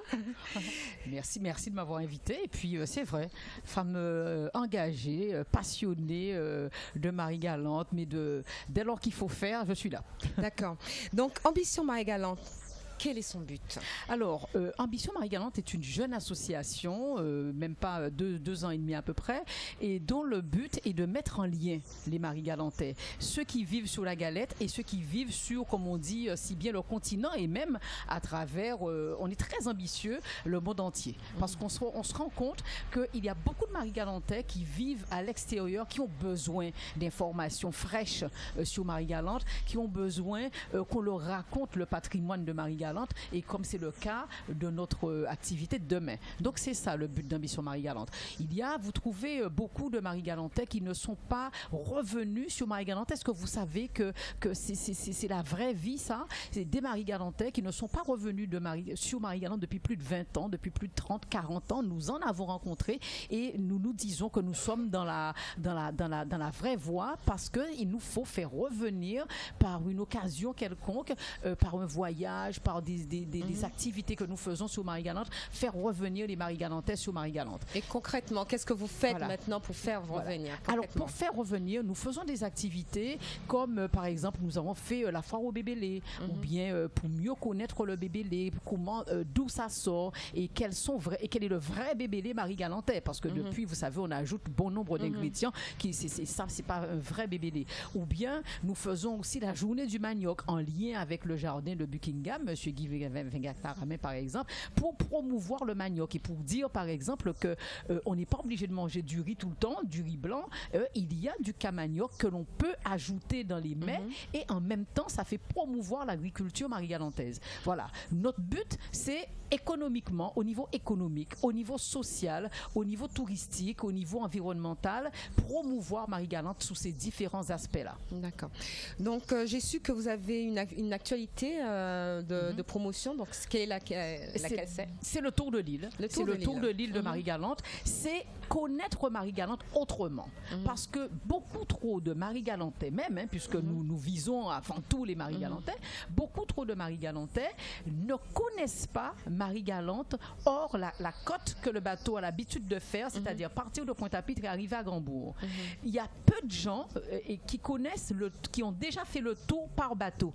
Et c'est la raison pour laquelle notre association a voulu affréter, puisque c'est pas l'Express des îles qui organise, c'est l'association qui affrète un bateau pour pouvoir organiser cette tournée de Marie-Galante avec cette année, de manière particulière, un historien, un amoureux de Marie-Galante qui connaît bien l'intimité de Marie-Galante, qui est passionné d'histoire et qui connaît, je veux dire, outre l'histoire de Marie-Galante, mais qui connaît tous les petits faits, je veux dire, historiques ou bien les faits géographiques de Marie-Galante. Et nous avons ajouté cette année un anthropologue qui n'est plus à présenter, puisque c'est Dr Ray Ullman, qui a beaucoup écrit déjà sur Marie-Galante, qui avant était plus passionné de tout ce qui portait sur l'Afrique. Et là maintenant, je veux dire, qui fait ces dernières années, a beaucoup travaillé sur justement l'anthropologie de Marie-Galante, et puis en même temps qui est ethnolinguiste. Alors, qu'est-ce qu'elle va nous dire?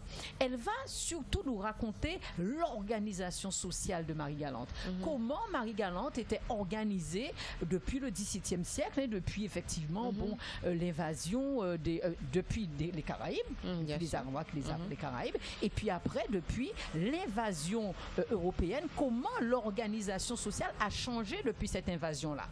Et alors, non seulement elle va nous parler de ça, donc ça c'est passionnant, mais aussi de son côté, de sa compétence en ethnologie, en ethnolinguiste, elle va nous parler des toponymes des rivages. C'est-à-dire nous dire, par exemple, que en scanote, j'aime bien prendre cet exemple-là, on sait bien que c'est un mot français, mais d'où vient le mot canote? On pense que c'est on cherche, c'est un canot. Eh bien, un canot, ça vient de la langue caraïbe. Et c'est ce qu'elle va nous dire tout au long du tour de l'île. Elle va nous dire le toponyme de chaque rivage. Et ça, effectivement, bon nombre de personnes ne le connaissent pas. Et puis, bien entendu, pour tous ceux qui viennent pour connaître la géologie, il y aura des informations sur sur la faune, sur la flore, sur les différentes falaises, parce que, comme il y a beaucoup de personnes qui ne le savent pas, mais Marie-Galante, depuis sa sortie de terre, il y a certains endroits qui ont une végétation, voilà, qui sont restés intacts, qui ont une végétation à l'état originel. Ça veut dire que cette végétation-là n'a été envahie ni par l'homme, ni par une autre végétation. Et en même temps, on verra les colonies d'oiseaux, par exemple, qui ne viennent qu'ici, à Marie-Galante, et qui ne vont même pas sur les autres îles de la Caraïbe. Donc, c'est pour vous dire que nous sommes vraiment en train de faire connaître Marie-Galante pour mieux la protéger. Pour mieux la protéger en matière de sa biodiversité, parce que ça, c'est important, parce que des fois, dans certains endroits de l'île, on avait vu que, il y avait une flore marine, par exemple, qui commençait un peu à être détruite et qui revient. Donc, ça veut bien dire que toutes les personnes, comme l'association Econenda, par exemple, qui ont beaucoup protégé Marie-Galante, les falaises et tout, ça porte ses fruits et il faut que l'on continue. Les premiers relais, ce sont les Marie-Galantais, qu'ils vivent à Marie-Galante ou bien qu'ils vivent ailleurs, ce sont nos premiers relais. Et puis, pour toutes, nous profitons de cette manne qui est le festival, parce qu'il y a de plus en plus beaucoup de monde, vous l'avez dit tout à l'heure, Zandrounis avec le docteur Edzol, que de plus en plus il y a du monde pour le festival. Et donc, j'espère que toutes ces personnes qui viennent, ne viendront pas seulement que pour le festival, mais viendront aussi pour connaître l'histoire, la faune, la flore de Marie-Galante à travers ce tour de l'île qui est demain. Pour pouvoir participer à ce tour de l'île, qu'est-ce qu'il faut faire? Il faut acheter son billet. Son billet, c'est... Alors, dans toutes les stations-service de l'île, toutes les stations, à Gambourg, à Capesterre, à Saint-Louis, il y a encore des tickets en vente. Et bien entendu, au bar Ornata, le célèbre bar qui se trouve sur l'esplanade, là, en face de la billetterie, et puis au soleil levant. Tout le monde connaît le sourire de Malou qui est tout le temps en train de chanter au soleil levant, que vous connaissez bien à Capesterre. Et puis le soleil levant, bien entendu, qui est à côté du marché, il y a des billets encore en vente. Alors, chose importante en termes de promotion, nous avions dit que le billet, il changeait de prix depuis le 31 mai, nous gardons les mêmes prix de prévente, c'est-à-dire 25 € et 10 € pour les enfants. Il faut profiter pour faire vos enfants découvrir l'histoire de Marie-Galante. Le top départ, c'est à quelle heure? Le top départ, 9h45, mais nous vous demandons d'être là dès 9h sur le rendez-vous à la gare maritime, là où vous avez l'habitude de prendre l'Express des îles. Merci, donc voilà. Et puis bien entendu, après, nous avons prévu, déjà, il y a une trentaine de personnes qui se sont déjà inscrits pour manger avec nous sur la célèbre plage qui s'appelle le Lavé Gel. Donc c'est le Lavé Gel que tout le monde connaît. C'est chez Madame Manicor avec Michael Manicor qui est membre de notre association. Et donc c'est là que nous mangerons après, sur cette plage où il y aura une bonne ambiance. On l'espère. Voilà, une bonne ambiance. Alors venez nombreux. Rendez-vous dimanche demain à 9h45 pour faire le tour de l'île en bateau et pour mieux connaître Marie-Galante. Sous son meilleur au niveau de l'histoire, faune et flore. Merci en tout cas. Merci beaucoup, Betty. Merci, c'est très gentil à vous. On va vous évacuer tout doucement, gentiment. Je vais m'adresser à Justine. Alors, Justine, on a reçu cette dame et puis on va recevoir maintenant Christone, un jeune homme talentueux. Un jeune talentueux. Alors ce soir, il faut le dire. Ce soir, nous avons Sisla qui sera sur la scène de Murat. Et puis, après Sisla, il y aura un after. Et cet after se passe chez Henri. Et avec qui? Avec Christone. Bonjour. Bonjour à tous. Voilà, je voulais présenter Christone parce que pour moi, c'est un jeune talentueux. Il faut mettre les jeunes talents à l'exemple, il faut les montrer. Donc, Christone, quel est votre style de musique Alors, moi, je fais du reggae, du dancehall, de la trap. Voilà, faut préciser. Je suis un peu éclectique niveau. Voilà. Vous avez commencé un peu depuis l'enfance, en fin de compte, là. Ouais. Mais vous avez monté un groupe il y a 3 ans, je crois. Voilà. Quel est le nom de ce groupe? C'est Back to Roots. Back to Roots. Pour retour aux racines. Voilà, exactement. On a envie de s'accrocher. Et qu'est-ce que vous apportez au public? Qu'est-ce que vous apportez au public dans le Back to Roots, avec Back to Roots? Tout d'abord de la bonne humeur, de la joie, et puis c'est une bonne vibe, quoi. Et c'est surtout un message conscient. Parce que on fait en sorte de. C'est facile de faire je veux pas dire une mauvaise musique, mais c'est difficile de faire un truc de bon, quoi, de positif. Positif. C'est un peu dans ce sens-là ça qu'on milite, quoi. En fait, d'accord. Donc vous avez déjà fait quelques scènes? Oui, ça fait déjà 3 ans que je tourne avec mon groupe. On tourne un peu partout en Guadeloupe, notamment au Fort Royal tous les mercredis. Petite formule. Sinon ce soir c'est la grosse formule et c'est chez Henri. D'accord, donc chez Henri à Saint-Louis, c'est bien ça. Exactement. Donc, mais vous avez sorti un single dernièrement au mois de mars là. C'était quoi encore le nom? Alors le titre, voilà exactement, le titre du single c'est Respect. Pourquoi Respect vous faites? Ouais, c'est ce que j'allais dire. Parce que tout d'abord, comme dit le son, le respect c'est la fondation et ça manque un peu, quoi. Surtout de nos jours, tu vois, ça manque un peu, donc le thème m'a beaucoup parlé et je me suis dit pourquoi pas, quoi. Mais respect des jeunes par rapport aux anciens, des anciens par rapport aux jeunes, ou respect pour tout le monde? En général, dans les deux sens. Il n'y a pas d'âge pour le respect. Qui veut du respect s'en procure. Exactement. Voilà. Alors ce soir, le showcase, sur le titre, sur le CD, il n'y a que 2 titres, j'imagine qu'il y aura autre chose. Ah oui, ce soir, il y aura beaucoup plus que 2 titres. Hein. Vous serez combien sur scène? Alors nous sommes 7. Il y aura une artiste avec nous, Miss Ali, une chanteuse. Oui. Et c'est un show qui part de 1h du matin jusqu'à 4h du matin, quoi. Ouais. Donc c'est parti pour ce soir. Il y aura des compositions, il y aura une partie aussi, il y aura on va dire des reprises. Des reprises? Voilà, de quel artiste à peu près, un peu mélangé? Un peu mélangé, Bob Marley, Max Romeo, pour revenir de nos jours. Voilà, des grands classiques. Si, j'adore Sisla. Alors, donc vous irez ce soir à Sisla et après rendez-vous. Pourquoi pas, ouais. J'invite tout le monde d'ailleurs. Ouais. En tout cas, on vous remercie d'être venu. On vous a fait attendre longtemps. Et j'invite tout le monde, tous les Margalantais qui sont présents sur l'île à aller chez Henri à Saint-Louis à partir d'1h, c'est ça? Exactement. D'accord, et de découvrir Christone. Merci encore Christone d'être venu, d'avoir attendu si longuement, mais enfin il fallait quand même qu'on vous donne la faute, donc on va faire cela, comme on dit. Et on espère que le public sera nombreux et puis que vous allez continuer et que Musica au comité est toujours plus haut. Toujours plus high. Merci. On n'a pas fini, Jocelyne, puisque après Christone, on va recevoir enfin Martine, la flamboyante. Est-ce que Martine a de la patience? Ah non, c'est une femme de patience, il faut la féliciter pour ça. Il faut la féliciter pour ça? Ah oui, bien sûr. Bon, alors, on va rigoler un petit peu avec Martine. Elle a fait sa chronique. Par contre, avant que Martine arrive, j'aimerais juste faire une petite annonce d'une personne, d'une Marie-Galantaise qui s'appelle Fred Bérangère. Elle est au lycée Yassine Bastaro et mardi qui vient, elle organise un snack avec ses élèves qui sont en réinsertion. Donc j'aimerais donner sa force et que tout le monde puisse venir au lycée Bastaro à partir de 8h pour découvrir ce que font ses élèves.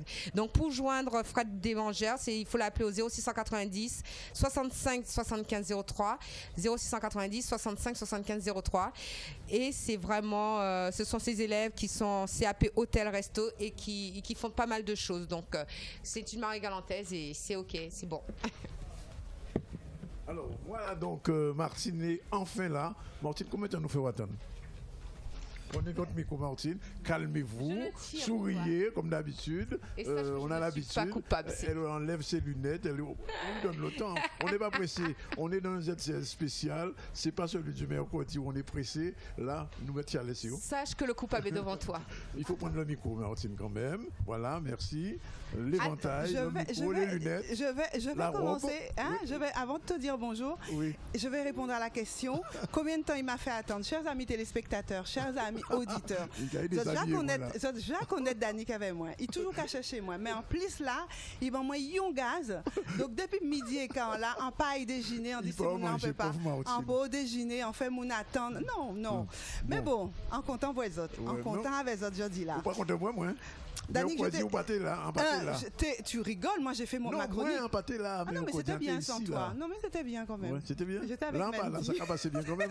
Bon, ok. Mais tu sais que je peux pas me passer de... C'est ni avec toi ni sans toi, Danick, depuis 2006. Les gens m'ont dit, quand tu es là, Martine, elle s'éclate. Mais quand tu n'es pas là, elle est un petit peu plus... Non. C'est peut-être le contraire. Moi, je pense au contraire. Je dis, quand je ne suis pas là, Danick est tout petit. Là, en live flamboyant. Et quand vous faisiez live. Ah oui, Catania qui vous, là, sinon... Alors, je vous laisse, Martine, entre les mains de la chère Jocelyne et vous allez déballer votre sac. C'est vraiment l'occasion de dire. Les mains de la chère Jocelyne, nous comptons chien, chat, nous conseille, nous comptons tout bitin là. Bon, Martine, quelle est ton actualité? Dis-moi tout. Aucune actualité. Tu sais quoi, Jocelyne? Chers amis auditeurs, je suis tellement contente de vous voir. Je suis surtout contente de me voir. Mais je suis contente de voir Jocelyne aussi. Mais d'être à Marie-Galante, d'abord et d'une. Et quand je suis arrivée à Marie-Galante hier par bateau, non mais là, on dit Jean Chalvire et moi, hein, quand même. Mais sinon, je suis arrivée et j'ai vu Marie-Galante la flamboyante. Et ça, je crois que c'est important de le dire. Marie-Galante a fait un progrès exceptionnel en nous recevant maintenant. Le bateau, lorsqu'il arrive sur cette esplanade, cette continuité, voilà, ce lien entre tout le monde, c'est tout simplement magnifique. Donc bravo pour tout ce travail qui a été fait. Je pense que c'est important de le dire. Hein, tout est fluide. C'est bien. C'est magnifique, j'ai un coup de cœur aussi. C'est un vrai et beau festival. Il n'a cessé de progresser depuis toutes ces dernières années. Je le disais encore à Marie Zetzol ce matin, je la salue aussi. Elle n'a pas compris. Je lui parlais du 20e anniversaire, elle n'a pas rebondi en sachant que ce sera une date clé. Mais ça sera une date clé, bien évidemment. On est à 18. Il n'y a plus que 2 ans pour préparer ça. Ouais. Alors tout ça pour vous dire, je suis revenue à la source. Oui. Pas la source, à la source, mais également il y a un restaurant qui s'appelle À la source. Et je vais commencer par ça. J'aime pas ce genre de mots, mais enfin bon. Je vais passer dessus. Voilà. Je suis allée à la source et à la source, c'était hier en arrivant. Nous avons commencé par déguster des petits plats à la source, un restaurant à Marie-Galante bien évidemment, mais à Capesterre surtout. Bon. Mais c'était délicieux. J'ai même embrassé le chef. Sa femme m'a dit mais c'est quoi ça? Je dis pas d'inquiétude. C'était tellement bon. Oui. Alors, une petite salade de coffre en entrée. Je vous dis que ça, mon Dieu, Bitalate à doux moment. Ah oui. Ensuite, je suis là depuis 12 heures. Non, mais tant pis pour toi. Tant pis pour toi. Et ensuite, nous avons poursuivi, je parle de moi, avec un petit ragoût de cabrit pays. Aïe, Seigneur, tu montes. Qui sortit en sac congelé. Non, j'ai rien contre. Mais là, il tenait tout coin nature. Bitin là, on t'y j'en étais qu'à fondre. Bouchon, mon café sauce. Mais oui. Et j'ai pris bien sûr J'ai pris quoi? Le petit jus local. Il me reste 3 minutes. Et ben voilà. Alors ensuite, je vais dire ça, c'était hier et j'ai continué le soir. Tenir le groupe authentique, nous swinguer assez authentique. Là, t'es en genre. Et ce matin, vous n'avez pas vu Dominique? Il y avait Caracas. Théophile, vous n'avez pas vu Théophile? Je l'ai pas vu. Mais j'ai vu quand même. J'ai vu tous les concerts hier soir. Dissonance avec mon ami Bernier Dominique. J'ai vu tout le reste. Akio. En pas vrai Akio, mais en vrai d'autres. Akio, c'est là, c'est en pas vrai. Mais je les connais tellement bien. Ils sont bons de toute façon. Ce soir, je serai là. Oui. Mais vous irez voir le jeune Christon? J'irai le voir aussi chez Henri. Je fais un petit coucou à Henri. Et puis, ce que je voulais dire aussi, c'est que Marie-Galante, c'est le festival, mais c'est aussi tous les commerces qui sont à Marie-Galante. Alors, je déballe mon sac, je n'ai plus que 2 minutes.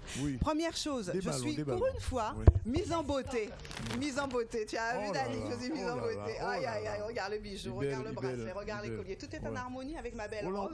Et tout ça, c'est, je remercie Sans Mêler, qui est l'un des... Cathy, elle est là, Cathy. Merci, Cathy, de m'avoir prêté ces beaux bijoux pour me permettre d'être mise en beauté aujourd'hui exceptionnellement, puisque je ne le suis jamais sur mes chroniques. Non, je rigole. Mais je remercie aussi un autre. J'ai pas eu le temps de porter la robe de Madame Silla, mais voilà, j'ai une tenue de Madame Silla que j'aurais dû porter pour être très très belle. Je vous la montre. Je suis désolée, j'ai pas eu le temps de la passer. Évidemment, mise à ma taille. Croyez bien que j'ai travaillé pour ça. J'ai perdu 25 kilos pour que ça rentre. se voit pas. Et regardez la taille mannequin. Regardez la taille mannequin. Oui, voilà, il y a encore des choses dans mon sac, je ne sais pas. Et bien sûr que ça rend Danick, mais Danick ne soit pas insultant. Après, les gens ne comprennent pas. Alors, les bijoux, vous avez donc bien vu. C'est Cathy, ça c'est Cathy. Ça, c'est Cathy. Oui. Ça, c'est Cathy. Et puis, j'ai été écouter des groupes parce que Marie-Galante, c'est ça aussi. Allez voir tous les petits groupes. Et ben voilà, donc j'ai été écouter La Vie, c'est Ongroka avec Jackie Richard. Je me suis régalée. Quelle musique qu'il fait? Comment? Est-ce que vous savez qui chanson qui rend célèbre? Non, dis-moi. La Guadeloupe, c'est un océan qui fait. Oui, voilà, mais j'avais besoin que tu le dises. Donc voilà, donc je vais passer son CD. Et puis il était sur le stand de Cathy, donc j'en ai profité, on a discuté. Et je suis allée voir également un tout petit peu plus loin sur la place un autre groupe qui est en train de s'éclater là aussi. Et ce groupe-là, il faut que je reprenne le nom parce que j'ai une toute petite mémoire, figure-toi.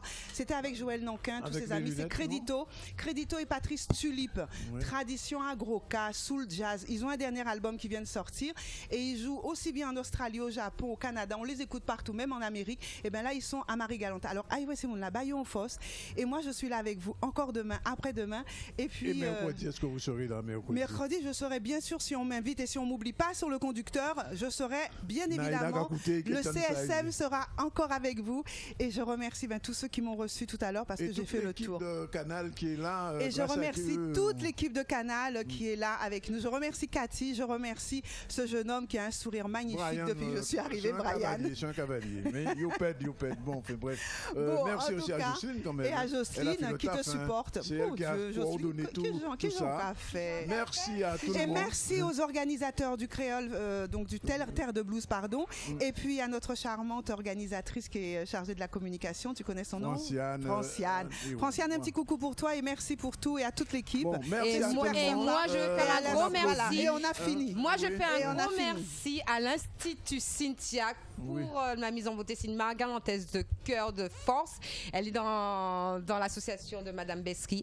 Et pour la joindre, c'est à Capester et son numéro, c'est 0690 715 113. 0690 715 113. Merci, Institut Cynthia. Il est exactement 14h18, 14-18, on a terminé. On a fini. Tout le monde a mangé, l'équipe de Canal, l'équipe de RHT, et on se retrouve cet après-midi parce que c'est pas fini les lives. Voilà, c'est fini pour aujourd'hui, pour le ZCL spécial depuis mardi, nous sommes là, mardi, mercredi, jeudi, vendredi, samedi, dimanche peut-être. En tout cas, merci en tout cas à tous ceux qui nous écoutent ici et ailleurs, et puis on se retrouve plus tard avec Mendy. Ibati. Bye bye. Bye bye.